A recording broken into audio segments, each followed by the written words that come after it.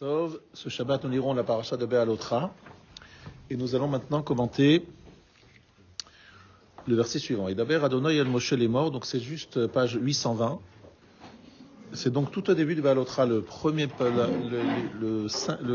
cinquième verset. Le cinquième verset de Béalotra. Et d'abord, Adonai el Moshe les morts. Kach et alviim mitoch bnei Israël vetiharta otam. Prends les Lévites entre les enfants d'Israël et purifie-les. Le kota aselahem le taharam, hazeh alem mechatat, veheviru tar al kol besaram, vechipsu bigdem etearu. Et ainsi, voici ce que tu feras pour les purifier. Asperge sur l'eau de purification et qu'ils passent le rasoir sur toute leur chair et qu'ils immergent leurs vêtements et ils deviendront purs. Vous voyez les traductions vous-même, il y a plusieurs versets qui expliquent effectivement la façon dont il fallait procéder. Je voudrais ici commencer par citer le Kleyakar. Le Kleyakar ici, il pose plusieurs questions et je voudrais, Bezrat Hashem, espérer les répondre. La première question, c'est Kachet Alvim, prends les Lévim. Lif'amim, iskir lachon lekicha, ofamim lachon netina. Alors, le mot Kach, prends les Lévim, c'est une expression qui existe par ailleurs, mais des fois c'est écrit Nathan, donner. Je vous invite à regarder le verset 16, qui netunim hemali mitor bnei Israël. Littéralement, car offerts, ils me sont offerts d'entre les enfants d'Israël. Le verset 16. Donc il y a la notion de va'ekach et alvim, dans le verset 18 encore une fois. Va'etna et alvim netunim dans le verset 19. C'est-à-dire, vous verrez que dans la paracha, on passe d'un terme lekicha, prise, prendre, et netunim, netina, qui veut dire offrir, donner, etc. Alors, il faut expliquer la raison pour laquelle on passe de l'un à l'autre. Quel est le sens de kicha et quel est le sens de netina? La deuxième question, c'est sur le verset 16. Ki netunim hemali. Pourquoi est-ce qu'on répète deux fois? Et juste après, on dit la karti otamli. Juste dans le même verset à la fin. Mibnei Israël, la karti otamli, dans le verset 16 à la fin. Des enfants d'Israël, je les ai pris pour moi. Donc tout ça, c'est assez bizarre, ce passage de netina à lekicha, et aussi la notion du mot netina donné, deux fois répété. Netunim. Pourquoi cette répétition et pourquoi le choix du terme matana? Donc ça, c'est un premier point. Le Tanchuma, donc le Midrash Tanchuma, pose la question, il dit Kach et alviim, kach otam lishmi, leshem srara. Prends les prêtres, les léviim, pardon, c'est pas les prêtres, léviim c'est les léviim, les lévites, kachotam lishmi. Prends-les pour mon nom, le shem srara, pour leur donner une certaine autorité. Alors, on va essayer d'expliquer le mot kicha et le mot netina d'une autre façon que ce que nous lisons ici dans le Midrash Tanchuma, et nous allons suivre d'abord l'approche du Kleyakar, puis après nous passerons, Bezrat Hashem, à l'approche du Sfat Emet. Voilà les deux rabbanim de ce matin.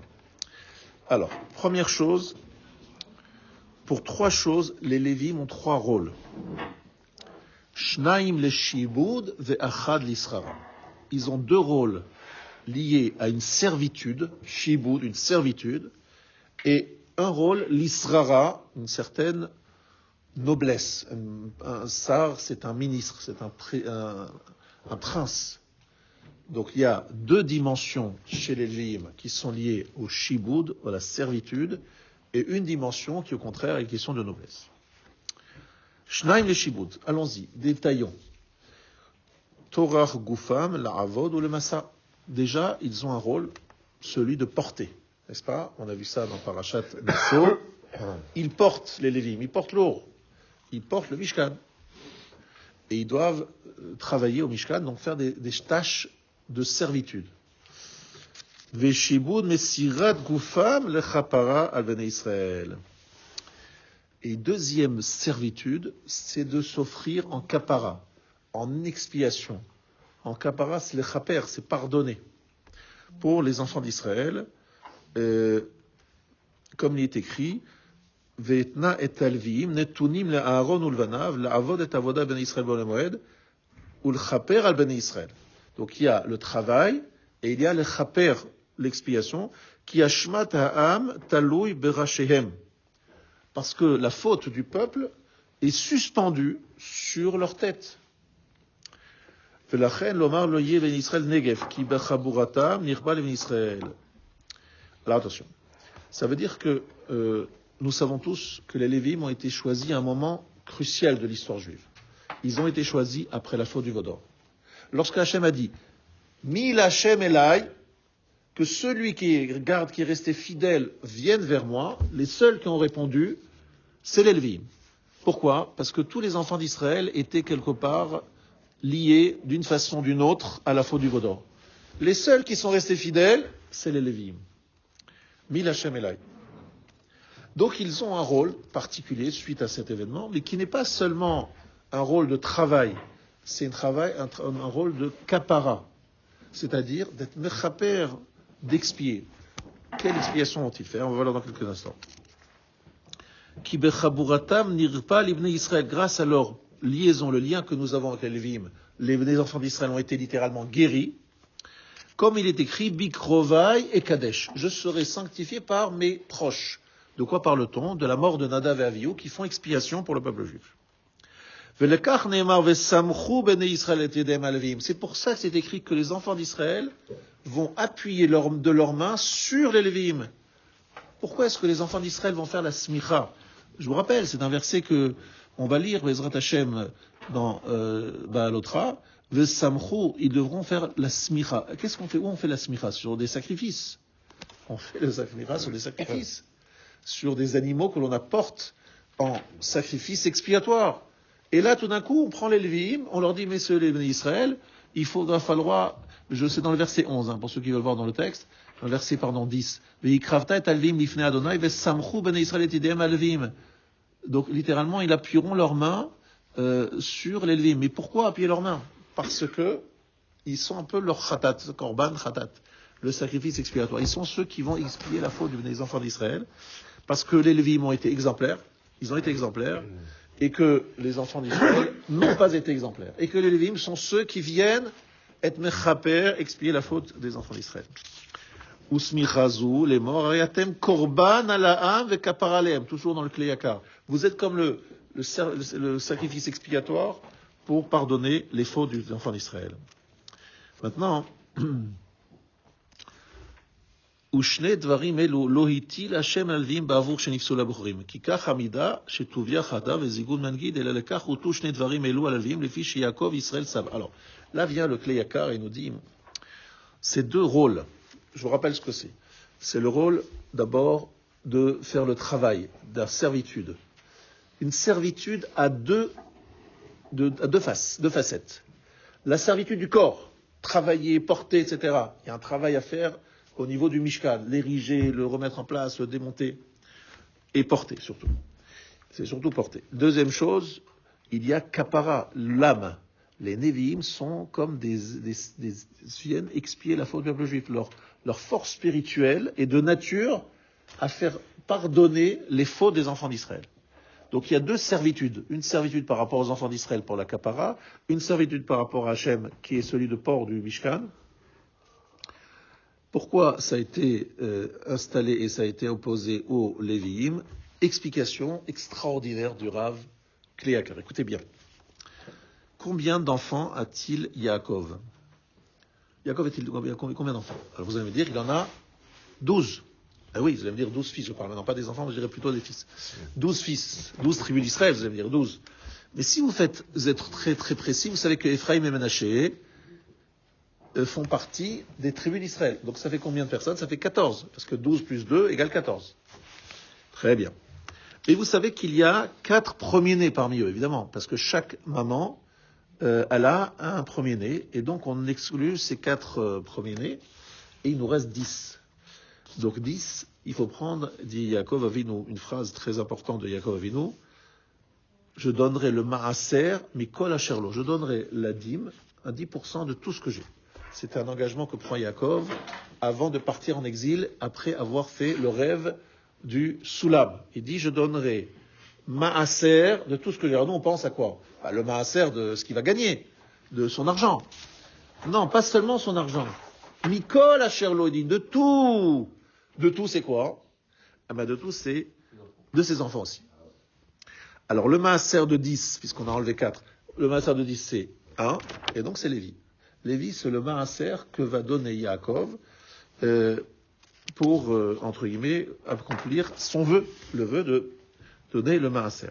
Mais le problème, c'est que on a répété Aser à Asrenu. Il a dit 2 fois le mot Maaser. Et la Gemara dans Ktubot, page 67, Amem Vazbez, Yiten Achomesh, Dainu Shnei Maasrot. Il faut donner normalement 1/5, 20%. C'est-à-dire on est passé de 10% à 20%. Ça fera les affaires de toutes les associations dans le monde. On est passé de... Pourquoi Aser à Asrenu? Pourquoi t'as répété 2 fois Aser à Asrenu, 2 fois. Parce qu'il y a 2 Maasrot. 10% plus 10% égale 20%. Et donc c'est ce que s'est engagé à lui donner Yaakov. Donc Yaakov doit donner 20%. Alors, il y a 2 explications sur ça. Je vous dis déjà ce qu'a dit le Bnei Issachar. Il s'appelle Bnei Issachar, pas pour rien. Issachar serait la 2e Maaser donnée par Yaakov. Ça, l'explication du Bnei Issachar. Il aurait donné un tribut Lévi et Issachar. Issachar qui s'adonne à la Torah et à répondre, etc. Ça, c'est une explication qu'on a déjà donnée une autre fois. Et ici, lui, il dit autre chose. Il dit que le Lévi doit lui-même constituer les 2 Maasrot. Il doit réunir en lui Aser et Asrenu, 2 Maasrot. Pourquoi? Et c'est ça qu'il dit le Kleyakar. Ça veut dire que Higdish et Lévi, le Gavoa Bishne Dvarim, il a consacré Lévi pour ces 2 dimensions, les Shabed Gufam Lavodata Kodesh, pour la servitude de leur corps, pour porter, comme on a dit, le service important qui est celui du Mishkan, et donc le porter, et Nishmatam, la servitude de leur Neshama, les Kapara. Ils sont là pour faire la Kapara. Donc il y a 2 Maaser, parce qu'il y a 2 offrandes que font les Lévi'im, et qui est imposé par cet engagement de Yaakov de donner le Maaser, pas seulement le Maaser, mais le Chomesh, 1/5. C'est pour ça que c'est écrit 2 fois le mot Maaser, c'est-à-dire le Chomesh. Et nous répondons ainsi à une question que nous avons posée au début du shiur, qui est Netunim Hemali. Dans le verset 16, nous avons lu 2 fois Netunim. Ils sont donnés. On dit pourquoi répéter 2 fois qu'ils sont offerts? Réponse: oui, les Lévim sont offerts, c'est pas un mécart, pas pris. Offerts, Natana, Matana. C'est quoi la Matana? C'est les 2 Maasrot, les 2 dîmes que Yaakov Avinu s'est engagé de faire avec les Lévim. Non seulement ils donnent leur corps, mais ils donnent leur âme. C'est-à-dire ils sont là pour faire capara sur les enfants d'Israël. C'est à cause de la faute du Vaudor, effectivement, mais c'est vrai que ça tombe bien, parce que s'il n'y avait pas eu la faute du Vaudor, je te rappelle jusqu'avant la faute du Vaudor déjà, merci de poser la question, c'est une très bonne question, c'est écrit dans le Rambam, dans Ilchot Avodah Zara, que déjà Yaakov Avinu avait reçu un signe très clair lorsqu'il a reçu le cadeau d'avoir un fils qui s'appelle Lévi. Est-ce que vous vous rappelez quelle est la phrase que dit sa femme Léa, lorsqu'elle a son 3e fils, Lévi? Alors évidemment, l'explication numéro 1, c'est l'explication Pshat, c'est Apam Ilaveni. Non, rappelons d'abord l'explication simple. Le premier sens, c'est quoi? C'est Lévi, c'est pourquoi?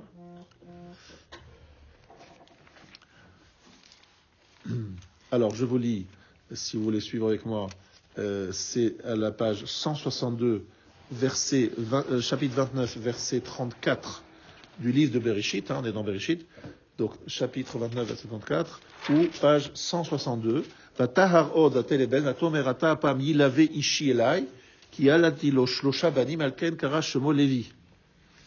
Je lis la traduction. Elle conçut encore et enfanta un fils. Elle déclara 7 fois: mon époux me sera attaché car je lui ai enfanté 3 fils. C'est pourquoi il le nomma Lévi. Alors, c'est très intéressant, il n'y a pas écrit au féminin. Dans Shimon, c'est écrit Vatikra, c'est un féminin, elle appela son nom Shimon. Dans Réhouven, c'est écrit Ki Amra, Kira, c'est elle qui parle, c'est un féminin. Mais lorsqu'il s'agit de Lévi, ce n'est pas un féminin, c'est un masculin. Kara Shemo Lévi. Sauf qu'un homme qui parle, le fils chez Aimaot Neviot Ayou. Donc elle savait que là, elle allait avoir son compte, elle savait que les femmes de Yaakov étaient des prophétesses. Elle savait qu'il allait avoir 4 femmes, 12 enfants, elles font le calcul, 12 divisé par 4 égale 3. Elle dit voilà, ça y est, c'est bon.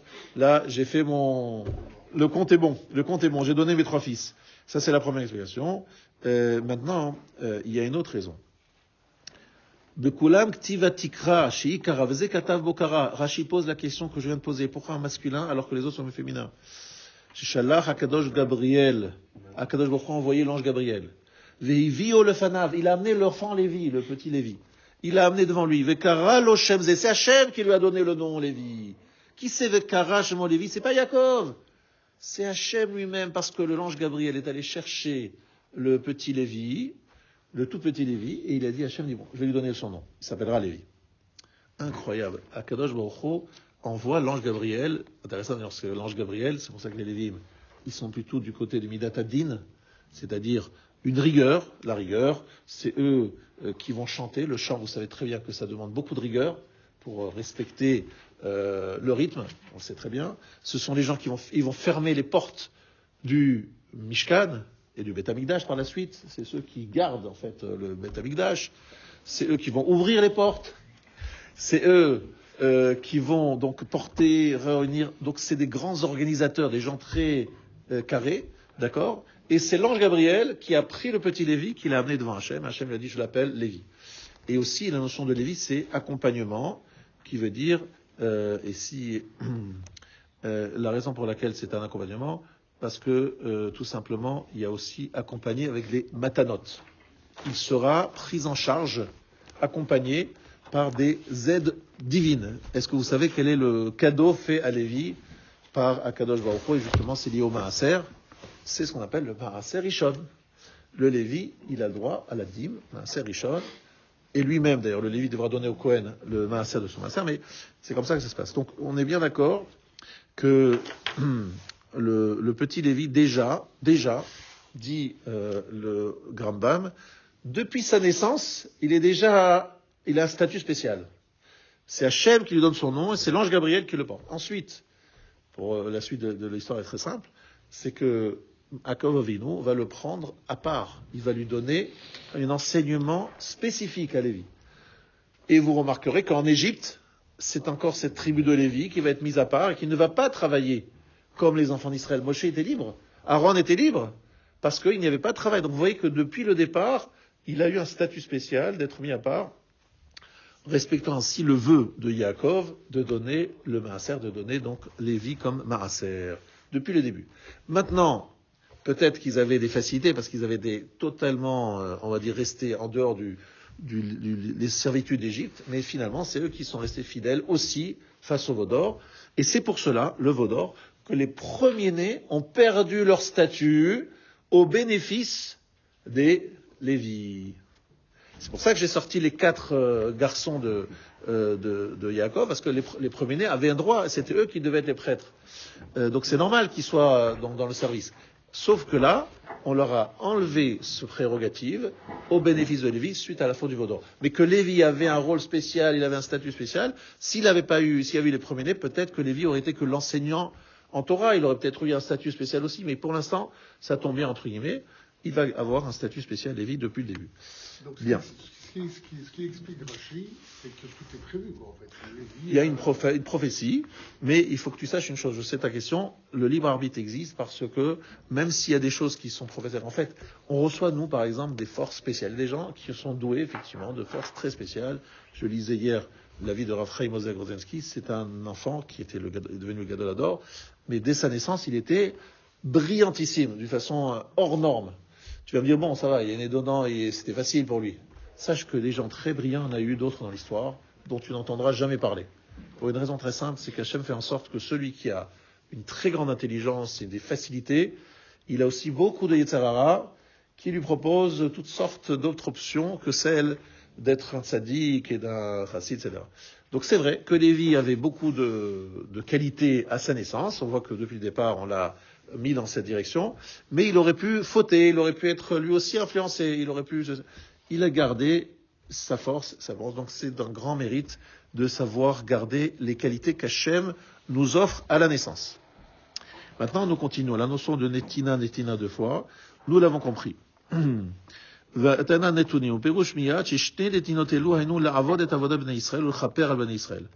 Maintenant, je voudrais venir sur un Rashi incroyable que nous avons aussi dans la paracha, toujours dans le même chapitre. Si vous regardez bien la paracha, vous avez une drôle d'anomalie, c'est le Rashi dans le verset 19. Le verset 19 dit Vaitna et Alviim Netunim l'Aaron ulanav mitoch bnei Israël avod et avoda bnei Israël goel moed lechaper al bnei Israël velo bnei Israël negeb b'sheish et bnei Israël hakodesh. Vous lirez tranquillement le verset 19, vous verrez qu'il y a écrit combien de fois le mot bnei Israël.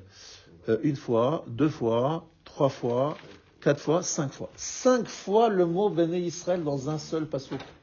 C'est un record absolu. 5 fois le mot bnei Israël dans le même passouk. Vous entendez ce que je vous dis, C'est pas moi qui remarque ça. Chamesh parmi niskar bnei Israël b'mikraseh. Le odiach chibatan, dit Rashi. C'est pour faire savoir combien Hachem nous aime. Shenirpelu azkerotem b'mikra echad. Keminyan chamisha chomshe Torah.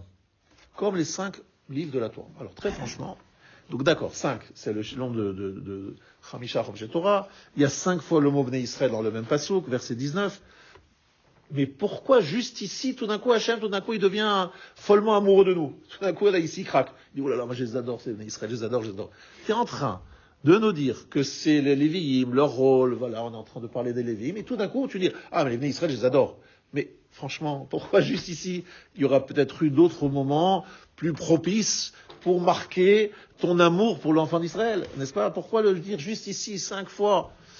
C'est quand même une question. Et c'est la question que se pose aussi le Klei Yakar, effectivement.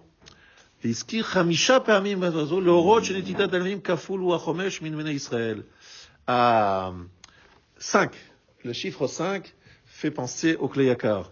C'est le 5e, dans le sens 20%. Rappelez-vous, nous venons de dire que les Lévi'im sont l'offrande de 20% qu'offre Yaakov de ses enfants, en donnant des Lévi'im 2 dimensions, et la kapara et le shiboud, c'est-à-dire la servitude.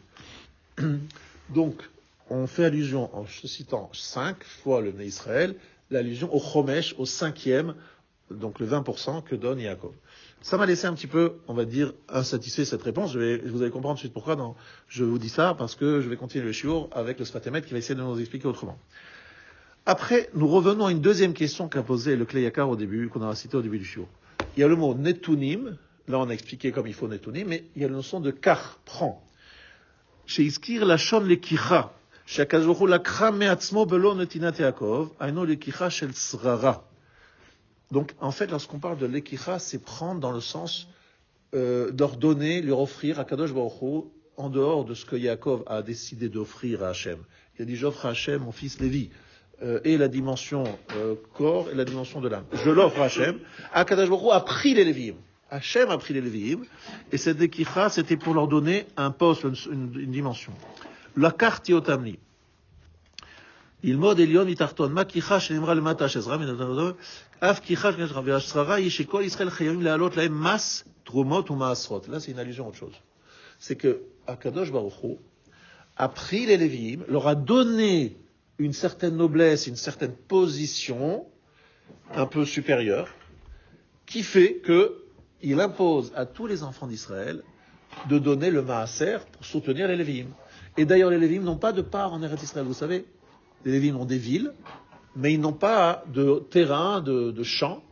Ils sont effectivement totalement dépendants de Klal Israël. Mais pourquoi? Parce que Hachem leur a dit, vous, les Lévi'im, vous avez un statut spécial. Vous êtes ma garde rapprochée, donc j'impose à tous vos frères, à tous les autres tribus, de vous soutenir financièrement, parce que je vous ai pris, moi, pour être ma garde rapprochée. Donc là, une dimension de srara, de poste important, de noblesse, de statut particulier. Et d'ailleurs, sachez que c'est pour cela que lorsqu'on fait monter à la Torah le Lévi en 2e position, on le montre bien que le Kohen c'est numéro 1, le Lévi numéro 2, mais effectivement, le Lévi a une position au-dessus de chaque juif, parce qu'il a justement cette ascendance d'être de Lévi. Donc on a ces trois dimensions. Netunim, le double netina, donc on a longuement expliqué, et la notion de lekicha qui est donnée un poste, etc. Ça, c'était le Kleyakar que j'ai essayé le mieux possible que je pouvais de vous transmettre. Mais maintenant, je vais passer à la deuxième partie de mon shiur, c'est de donner l'éclairage du Sfat Emet, qui, je crois, va compléter, va aussi donner une autre dimension aux questions que nous avons posées. Pourquoi, juste ici, on veut citer le fait que les Juifs sont aimés par Hachem. Le fiche nifreru alviim lo yechalesh datal shem Israël bavorzeh.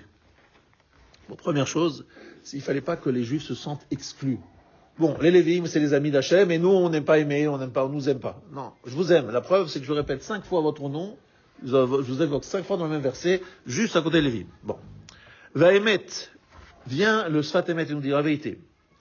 Mitor ben Israël, shebechiran alvi'im, ou mikwar klalut ben Israël. Ça veut dire, shenivdelu alvi'im eno mitam, shenifrashim inat tzibur, rat adraba. Il dit, on pourrait comprendre que les Lévim sont mis de côté, sont éloignés, sont écartés du Tzibour. Faux, dit-il. En fait, les Lévim, leur grande qualité, c'est que mitbatlim le klal Israël.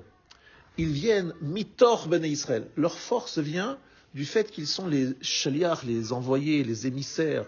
Ils s'annihilent devant le peuple juif, c'est-à-dire ils sont au service. C'est ça qu'il faut bien comprendre. Ils sont au service des enfants d'Israël. Donc, le choix des Lévim, c'est pas parce que c'est des gens qui sont au-dessus des autres, ils sont très différents, parce qu'ils ont peut-être des qualités, je dis pas, des qualités certaines. Mais on les a pas choisis seulement pour ça. On les a choisis aussi parce qu'ils ont cette capacité d'être au service d'eux, d'être mitbatel, de s'annihiler devant les enfants d'Israël. De dire, notre force, c'est pas intrinsèque. C'est parce que nous sommes au service de nos frères que nous avons ce poste-là. Rien d'autre. Ils n'ont pas pris la grosse tête, en d'autres mots. Ils n'ont pas de l'orgueil, de l'arrogance. Ils sont capables d'être mitbatel, de s'annihiler devant les enfants d'Israël. Et c'est pour ça que, lorsqu'on dit que les enfants d'Israël ont posé leurs mains sur la tête des Lévi'im, en fait, quelque part, ils ont transmis leur force aux Lévi'im. Les Lévi'im, ils agissent parce qu'ils sont des fondés de pouvoir, parce qu'ils ont reçu Samcho Edem, ils ont reçu la force des enfants d'Israël transmise aux Lévi'im, et les Lévi'im sont conscients que c'est pas une force intrinsèque seulement, c'est parce qu'ils sont les fondés de pouvoir, c'est-à-dire ils ont reçu leur force grâce aux enfants d'Israël, et ils sont conscients de cela, et ils s'annihilent devant les enfants d'Israël. Ça, c'est l'explication numéro 1 du Sfat Emet. Et maintenant, le Sfat Emet va aller un peu plus loin, on va aller encore plus loin, quelque chose de Nifla Meod, puis à Kabbalah, mais c'est pas tellement kabbalistique ni ésotérique, c'est très facile à comprendre, vous allez tout de suite vous le comprendre. Il y a dans le Sfat Emet un sujet que vous connaissez peut-être pas qui s'appelle Hashan. Hashan, c'est Olam Shana Nefesh. Vous avez déjà entendu parler de Hashan, c'est pas le Sfat Emet qui l'invente, évidemment, c'est écrit dans les Sifrei Kabbalah il y a très longtemps. Hashan, c'est la nuée, la fumée, n'est-ce pas? Et Hashan, c'est les rachetevot, l'acrostiche de Olam. Olam, c'est le monde. Shana, l'année. Et Nefesh, l'âme. Ça veut dire qu'il y a 3 dimensions. Il y a la dimension de l'espace, la dimension du temps et la dimension de l'homme. Olam, le monde. Shana, l'année. Nefesh, l'âme. Donc en fait, il y a 3 dimensions. Et c'est très intéressant de voir ce que nous dit ici le Sfat Emet. En l'année 5653. Nous sommes en 5786, donc c'est il y a quelques années quand même que ce shiur a été donné. Le Sfat Emet à ses chassidim disait la chose suivante. Il nous dit, chaque jour a une he'ara acheret, une autre luminosité, une autre force spirituelle potentielle. Alors, il nous dit qu'en fait, chaque juif, un ben Israël classique, son rôle c'est d'abord makom. On a demandé aux enfants d'Israël de prendre possession de la terre d'Israël. N'est-ce pas? Donc on parle du lieu, la terre d'Israël. On a demandé aux Lévi'im d'être ceux qui vont s'investir dans Shana, dans le temps. Et nous allons demander aux Kohanim, c'est Nefesh. Donc vous avez compris le principe? Kohen, Nefesh. Lévi, Shana, et Béné Israël, Olam. Olam, Shana, Nefesh. Lieu, c'est le peuple juif. Le temps, c'est les Lévi'im. Et la troisième dimension, c'est Nefesh, c'est Kohen. Je vais expliquer, je suis juste en train de poser les choses et je vous dis ce qu'il dit le Sfatemet. Vous remarquerez que tous les matins, vous le dites, Ashir, She'alvi'im, Ayu Omrim. Voici le chant que chantaient les Lévi'im. Bayom Arishon, voici le chant du premier jour. Voici le chant du deuxième jour. On voit que déjà, dans la Tfila, on associe les Lévi'im à une journée, c'est-à-dire à une notion de temps. D'accord ? Et en fait, la force de Klal Israël, c'est évidemment de prendre possession de la terre d'Israël et donc de faire le tikkun du olam, c'est-à-dire de réparer le monde, de faire en sorte que d'élever la matière à travers l'agriculture, le travail de la terre, c'est-à-dire d'avoir une relation forte avec le monde matériel à travers le fait que chaque juif avait sa part du terrain d'Israël, de cette terre d'Israël, et donc de travailler le lieu, la kedusha du lieu. Mais les Lévi'im avaient un autre rôle. Et il nous dit la chose suivante. Les Lévi'im n'avaient pas de terrain, ils n'avaient pas de terre. Et il nous dit, c'est très intéressant, les Lévi'im ne sont pas passoul, ne sont pas rendus inaptes par une question de moum. S'ils ont un petit défaut corporel, ils sont validés. Par contre, shanim, ils ont un temps. On les accepte entre 30 et 50. Vous savez, c'est écrit une fois 25 et une fois 30. Pourquoi c'est écrit 25 et 30 ? C'est quel âge ? C'est 25 ans ou 30 ans ? Réponse, à 25 ans, tu rentres dans l'université, entre guillemets, de formation des Lévi'im. Si à 30 ans, tu as réussi, eh bien, on te garde. Si tu n'as pas été très bon, on te dit, bon, après 5 ans, il faut prendre il faut se tirer des conclusions.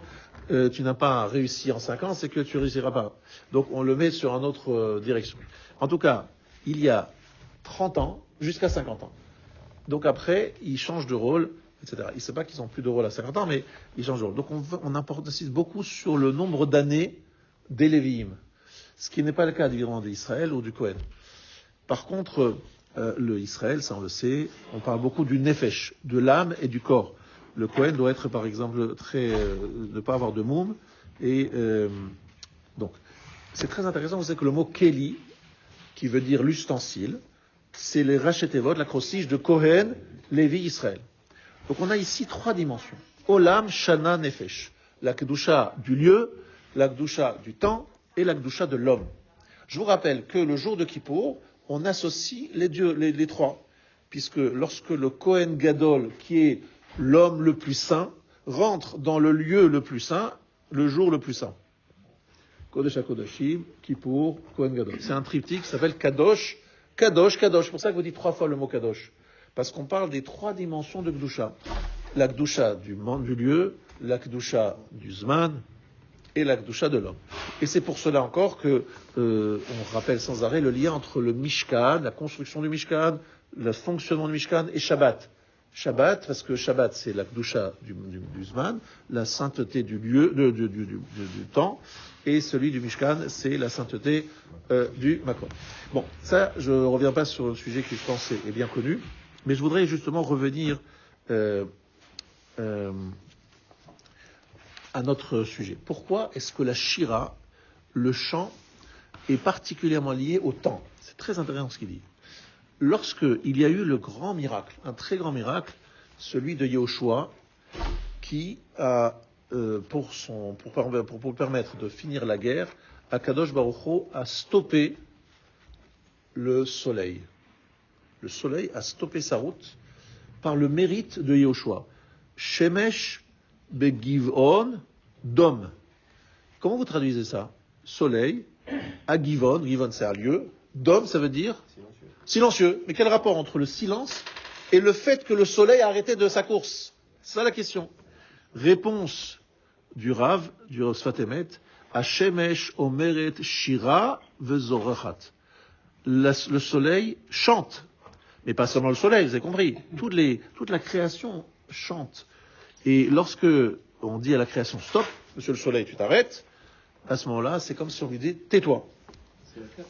Alors la Terre qui s'arrête, évidemment, c'est parce que c'est ce que nous percevons, c'est que le Soleil s'arrête, mais nous, ce qui nous intéresse, c'est le message, et non pas le côté scientifique des choses. La perception, c'est que le Soleil s'est arrêté, et donc finalement, il y a eu ici d'homme, tais-toi, parce que justement, lorsqu'on parle du Soleil et donc du temps, puisque là, il s'agit du temps, puisque le Soleil va fixer la fin de la journée, Yehoshua a stoppé la marche du soleil. Et à ce moment-là, on dit Dom, tais-toi. Et justement, à quel moment les Lévim ils font le Hashira? Ils le font tous les matins pour marquer la nouvelle journée avec son nouveau rôle, etc. Donc on voit la liaison entre Lévi et le temps et évidemment la Shira. Et le Shemesh, on voit toujours le soleil aussi, il se tait, ça veut dire qu'il s'arrête, il arrête sa marche, donc le jour continue. Tout ça pour vous expliquer. C'est quoi la notion de Shira, de chant, etc. Vous savez, je vais vous l'expliquer d'une façon simple.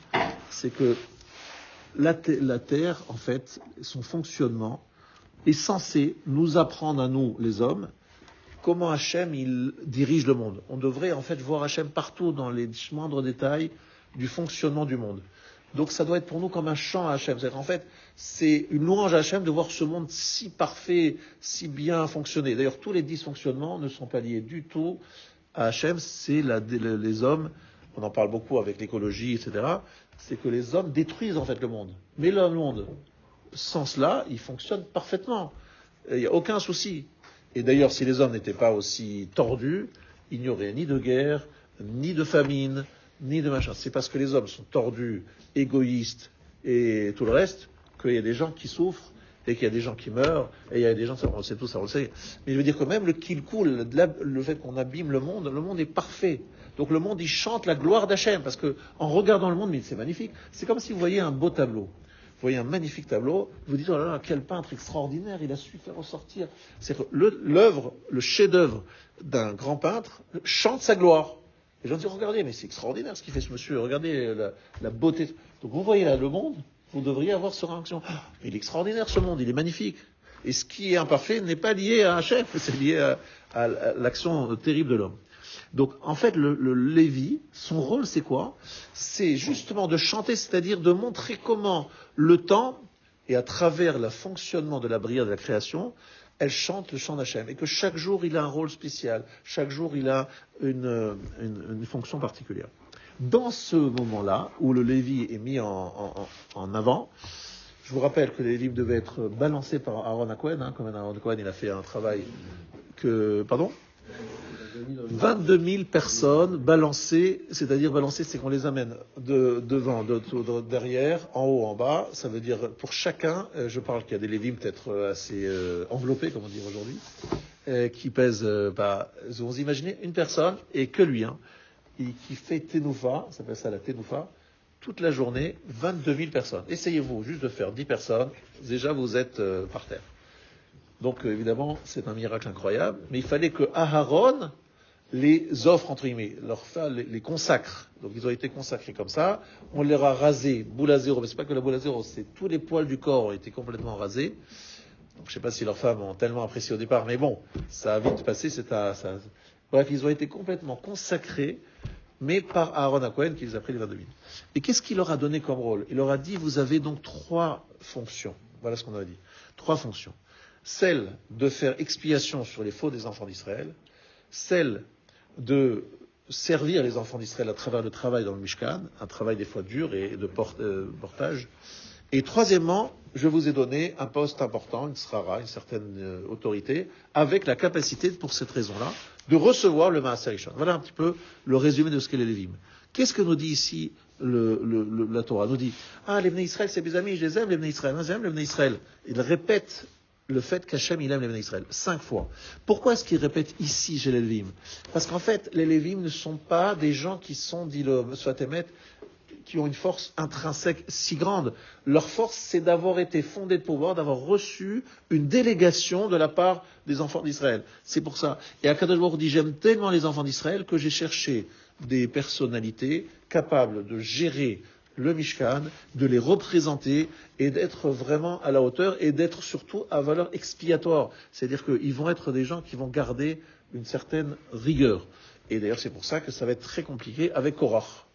Korach va contester certaines choses. Il est Lévi, Korach, et ça va très mal se passer. Mais on voit déjà chez Lévi cette nature. Quelle est la nature de Lévi? Ça, j'ai reçu du Rav Loy il y a de cela de très longues années.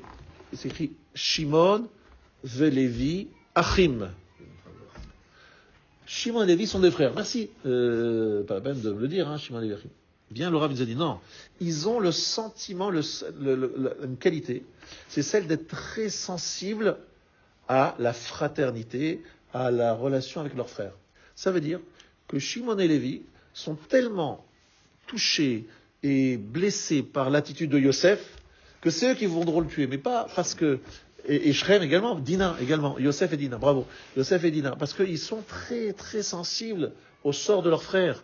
Ça veut dire que Lévi, il a aussi cette qualité-là de vraiment se soucier de ses frères et d'être mitbatel, de s'aligner dans ses frères, d'être conscient de sa responsabilité. Et c'est en cela qu'Akadosh Baruch Hu l'a choisi. Mais c'est lié aussi à la fonction du temps. Lévi, il est capable de consacrer, de faire en sorte que le temps, d'élever le temps. Le Kohen, sa personnalité, il l'élève.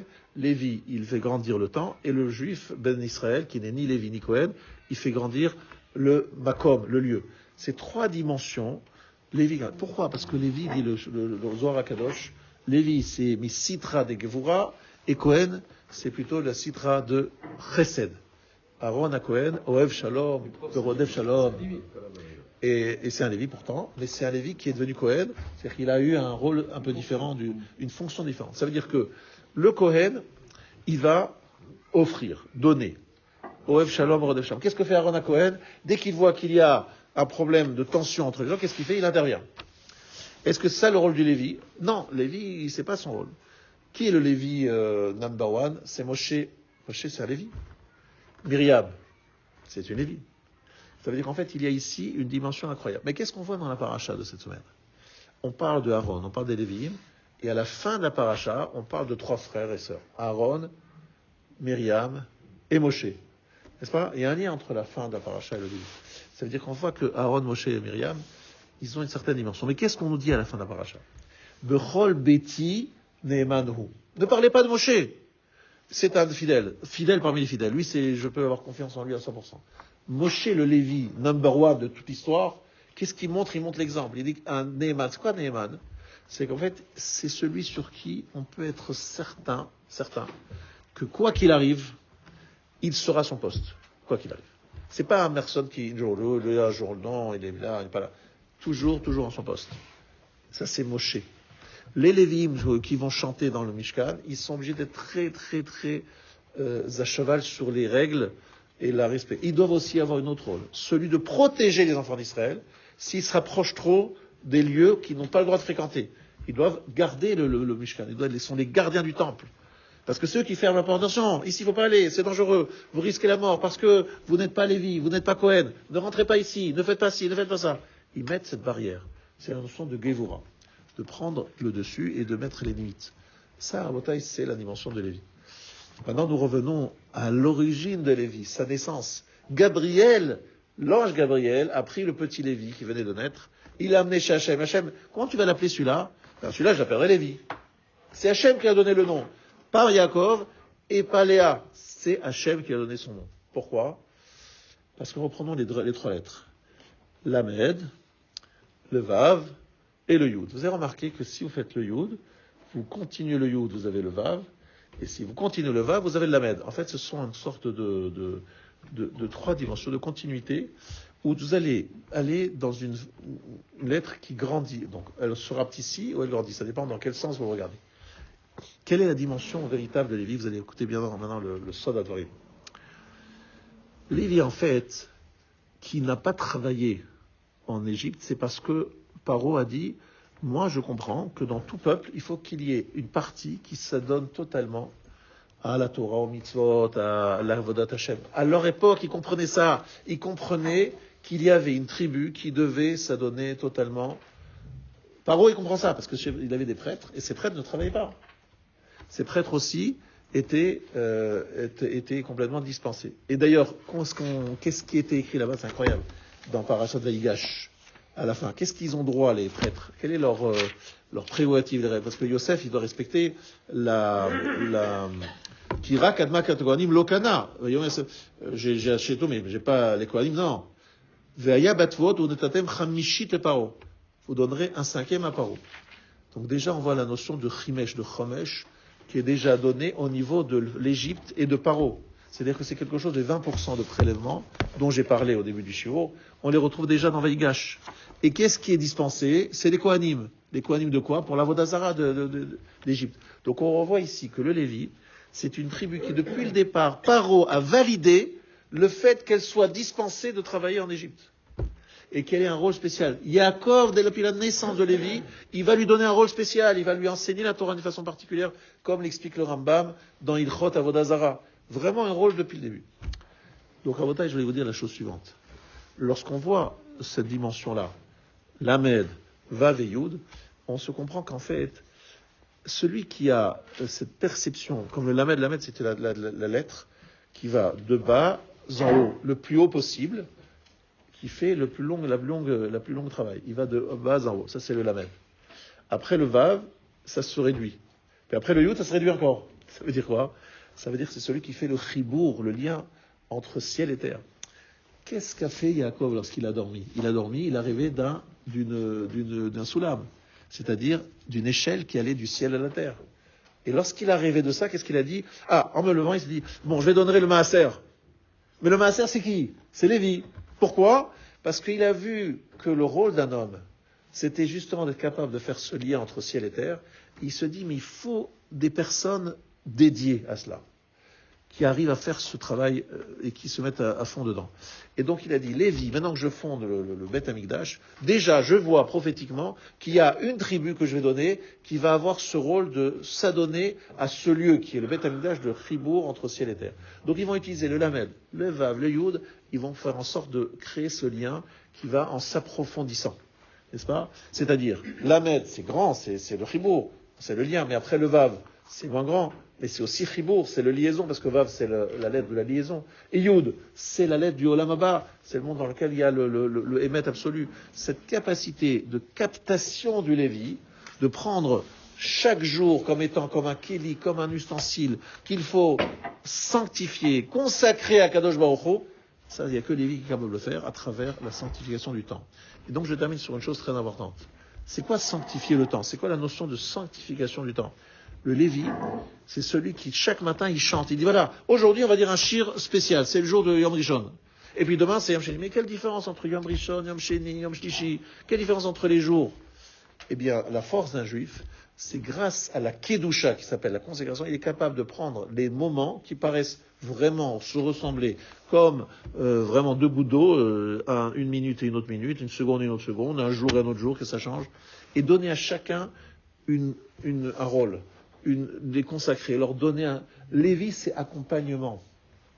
C'est donner à chaque dimension matérielle un accompagnement, c'est-à-dire le consacrer à quelque chose d'élevé. Et en particulier, le temps, qui est la chose qui paraît la plus banale et la moins sacrée que de tout le reste de la création. Voilà un petit peu ce que je voulais partager avec vous ce matin. Et Baruch Hashem, donc le Clé Yakar est bien répondu. Il s'agit, comme il a dit lui-même, un Pérouche Yakar, une explication importante. Et rappelez-vous, les enfants d'Israël, parce qu'ils sont aimés par Hashem, Akadosh Baruch Hu comprend qu'il va choisir les Lévi'im pour donner toutes les potentialités de chaque Ben Israël à travers le liaison entre Lévi, qui est l'homme, le maître du temps, qui va donner aussi le Kohen, qui va être le maître du Nefesh, et qui va s'associer au Olam, qui est le monde matériel, et c'est ce qu'on appelle Anan. C'est ce qu'on a vu les Juifs devant, lorsqu'il y a eu le Matan Torah. Il y avait Anan, beaucoup de nuées, beaucoup de fumée. Le Anan, c'était cette dimension-là. On a vu la liaison entre Olam, Shana Nefesh, la relation entre ces trois dimensions qui se révèlent, qui s'expliquent, qui s'expriment à travers Matan Torah. Shabbat Shalom à tous.